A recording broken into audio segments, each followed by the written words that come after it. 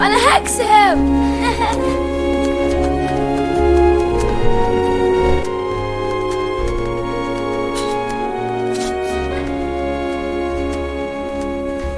يا حبايبي بالراحة شوية، لازم نتعلم الصبر. يا أولادي، الصبر ده عايز مجهود.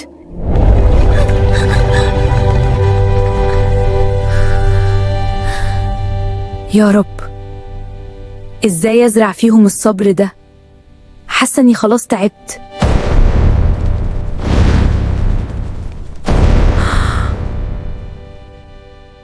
مين ده اللي جاي دلوقتي؟ تيتا يا حبيبتي، يا ألف نورتي البيت. بنورك يا أم الخير، وحشتيني قوي.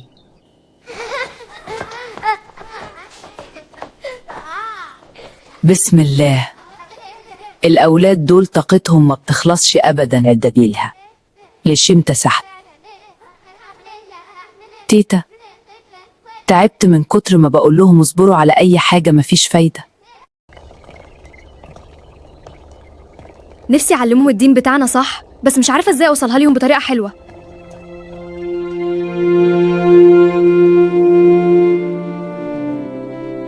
فاهمة يا حبيبتي، الصبر مش بس كلام، عايز حكمة عشان يتفهم. لا تقلقي يا بنتي. ماما، عايزة عصير ماما، عايزة العصير دلوقتي. نفسي أعلمهم الدين بتاعنا صح، بس مش عارفة إزاي أوصلها لهم بطريقة حلوة.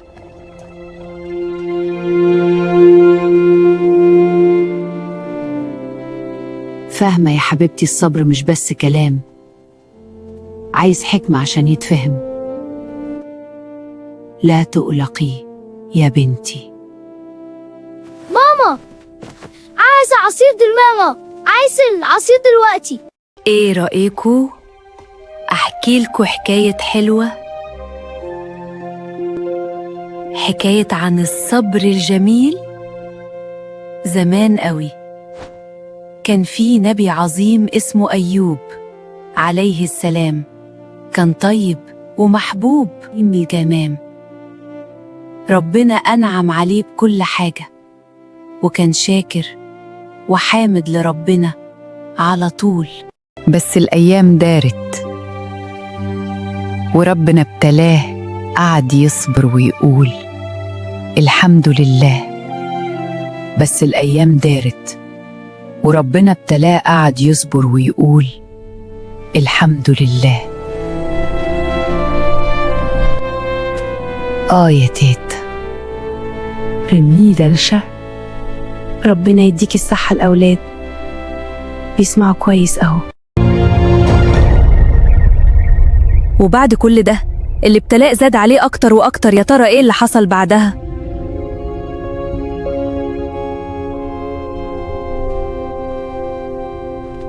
وبفضل صبر أيوب ودعائه ربنا استجاب ليه ورجع له كل حاجة وأحساجها. يعني ربنا بيسمعنا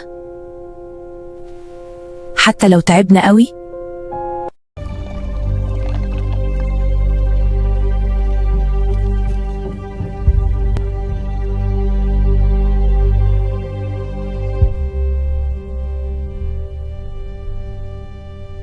الصبر والدعاء دول مفتاح كل خير. ربنا بيسمع للي بيصبر ويدعي. يعني لما بنستنى لعبتنا أو دورنا، ده صبر، وندعي ربنا يساعدنا. يلا نقول دعاء بسيط مع بعض. يا رب ارزقنا الصبر والرضا وبارك في أوقاتنا. يا رب ارزقنا الصبر والرضا يا ربنا، وبارك في فاترنا. عايزين الجزء التاني؟ قولولي. أنا حاسة إنكم مقصرين معايا. اللايك والاشتراك بيسوى كتايفي على ديجو.